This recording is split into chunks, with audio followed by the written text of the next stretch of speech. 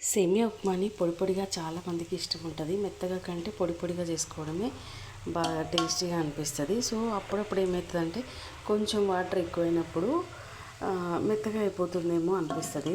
మెత్తగా అయిందనుకోండి అసలు ఎవ్వరూ తినరు ఇంట్లో. సో అలాంటి టైంలో ఏం చేయాలంటే దొడ్డు రవ్వ కానీ సన్న రవ్వ కానీ ఏదైనా వేయించింది అట్లా పెట్టుకోవాలి బాక్స్లో. ఇప్పుడు నాకు కొంచెం ఇది వాటర్ ఎక్కువైనాయి అనిపించింది, కొంచెం మెత్తగా అవుతుందేమో అనుకున్నా. సో ఇంక లైట్గా వేయించి పెట్టుకున్న ఈ దొడ్డు రవ్వ ఉంటే ఇందులో లైట్గా వేసి కలిపాను అనమాట.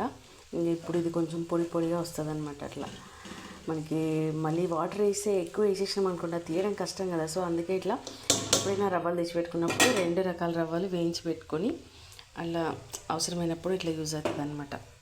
ఇప్పుడు సేమియా ఉప్మా పొడి పొడిగా ఉంటుంది, చాలా టేస్టీగా ఉంటుంది అనమాట. టేస్ట్లో ఎలాంటి తేడా రాదు మనం రవ్వ వేయడం వల్ల, ఎందుకంటే ఇది గోధుమ రవ్వనే కదా. సో అదనమాట.